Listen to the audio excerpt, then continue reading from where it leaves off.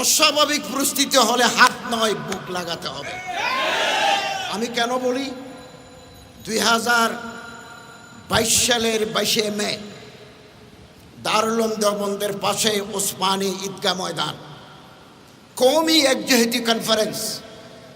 কেন একজেহেতি কনফারেন্স? বাবরি মসজিদ ভেঙে দিয়েছে, আরও বিভিন্ন মসজিদের নিচে শিবলিঙ্গ আছে, কুতুব মিনারের নিচে আরেকটা কিছু আছে, এ জাতীয় কথা বলে মামলা মোকদ্দমা করি ভারতের বুকে ইসলামকে নিঃশেষ করে দেওয়ার চক্রান্ত চলছে। এবং দারুল উলুম দেওবন্দকে বলা হচ্ছে অবৈধ প্রতিষ্ঠান।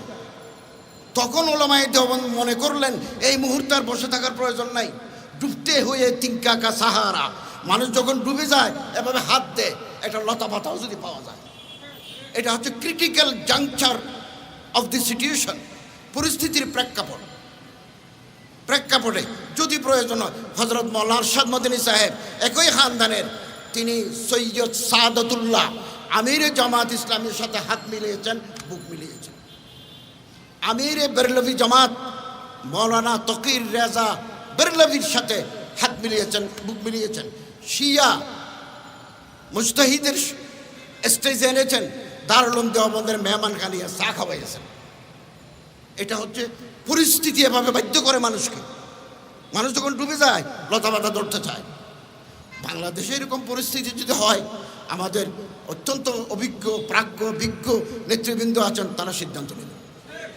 একটা স্বাভাবিক পরিস্থিতি, একটা অস্বাভাবিক পরিস্থিতি। আমি কথা শেষ করবো। 47 সালে পাকিস্তান হলো। হযরত আশরাফ আলী থানভী সাহেব রহমতুল্লাহ আলাই, শিবুর আহমদ ওসমানী সাহেব একদিকে, আল্লামা মদনী রহমতুল্লাহ আলাই আরেক দিকে ছিলেন। 47 গেল, 48 গেল, 49 গেল, 50 গেল, ইসলামী হুকুমতের কোনো নাম নাই। হুদুদ, তাজিরাত, ইসলামী দণ্ডবিধি চালু করবেন এরকম কোনো অর্ডিন্যান্স নাই। সুদবিহীন অর্থ ব্যবস্থা চলবে এরকম কিছু নাই। সেকুলার রাষ্ট্র পাকিস্তান। তখন ওলামায়ে কেরাম ভাবলেন এত রক্তের বিনিময়ে আমরা যে দেশ ভাগ করলাম, কই আমাদের তো কোনো ফায়দা নাই। কাজী আজম সেকুলার,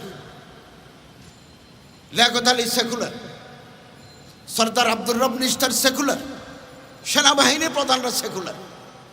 তখন তারা ভাবলেন যোগাযোগ করে আমার যদি কেউ মারতে আসে আমি 2 হাত দিয়ে প্রতিরোধ করতে পারি, কিন্তু আগ্রাসী শক্তির যদি বেশি থাকে 2 হাত নয় 20 হাত দিয়ে যদি মোকাবেলা করি তাহলে তার 20 দাঁত ভেঙে দিতে পারবো। 2 হাতে পারবো না, 10 হাত লাগবে। তখন হযরত আশরাফ আলী থানভী রহমতুল্লাহ আলাইহির জলিলুল কদর খলিফা হযরত আল্লামা সৈয়দ সুলাইমান নদভী, যিনি সিরাতুন নবী লিখেছেন, which is encyclopedia in Urdu. উর্দুর উপরে এত ভালো কিতাব আগে বের হয় নাই।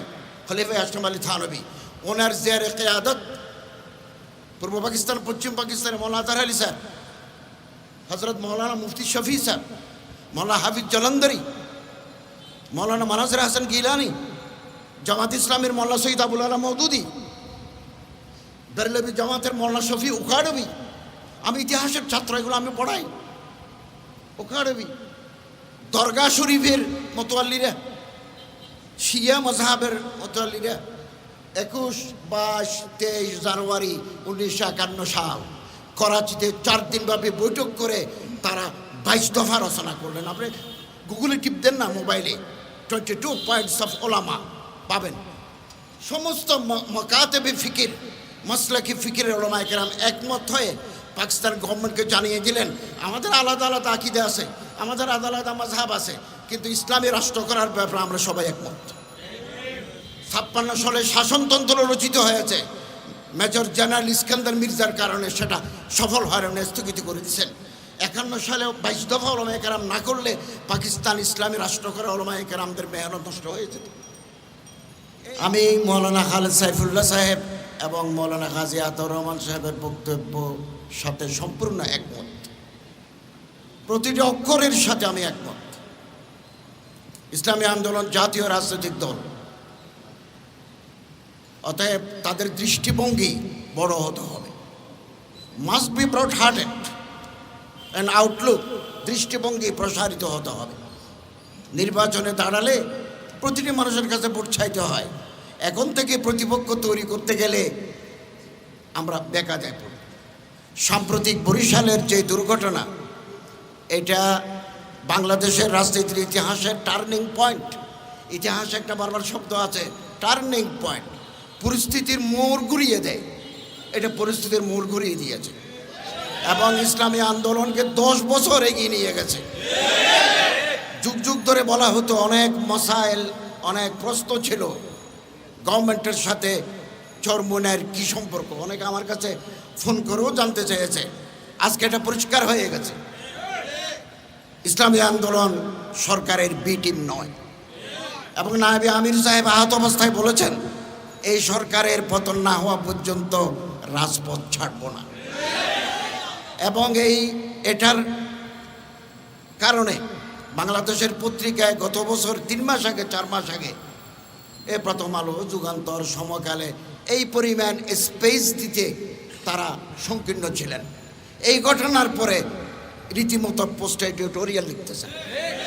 Voice of America, Deutsche Welle এবং বিবিসি রিপোর্ট করেছে, টক শো হচ্ছে।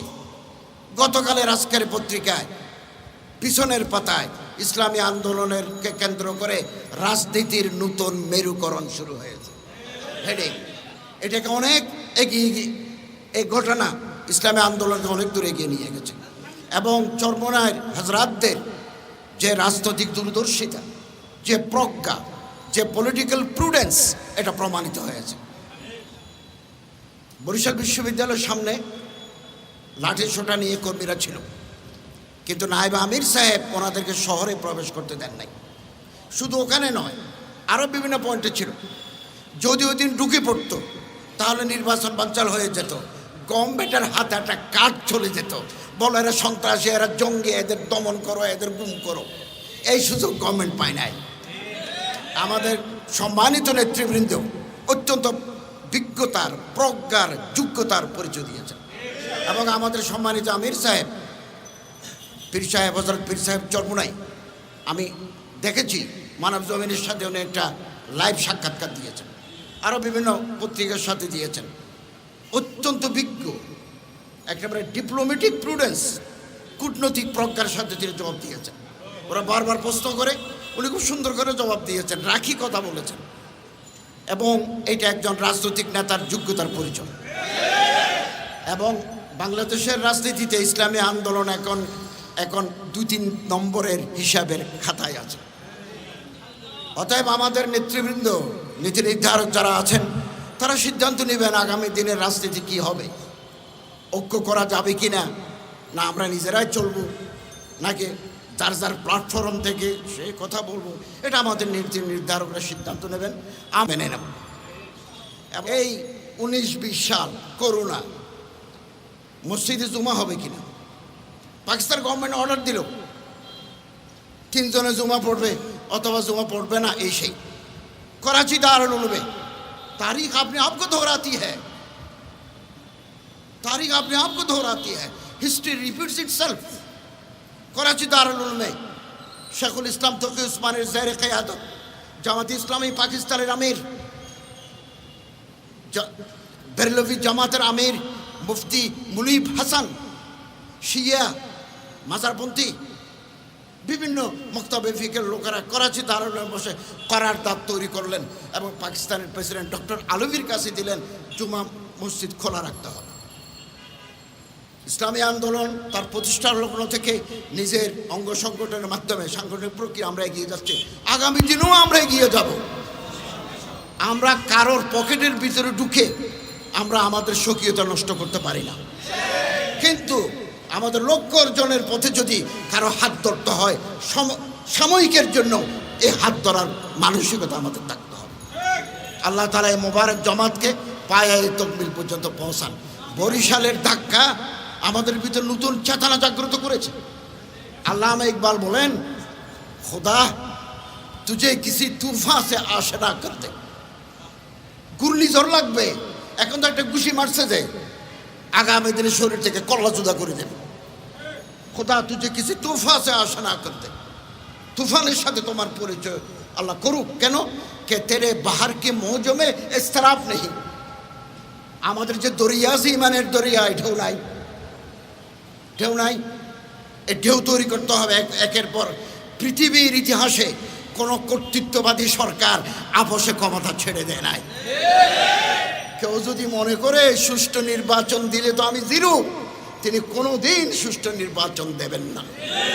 আগামী 6 মাস, আগামী 1 বছর বাংলাদেশের ইতিহাসে অনেক নতুন নতুন ঘটনা ঘটতে যাবে। কি হয় আল্লাহ তাআলা ভালো জানেন। ইন্টারন্যাশনাল পোলারাইজেশন, বাংলাদেশের মেরুকরণ কোথায় গিয়ে দাঁড়ায়, আমরা আমাদের সম্মানিত নেতৃবৃন্দের উপর অগাধ আস্থা রাখি। ওনারা যুক্তিসঙ্গত কওম ও জাতির মাফাত হয় এরকম সিদ্ধান্ত নেবেন।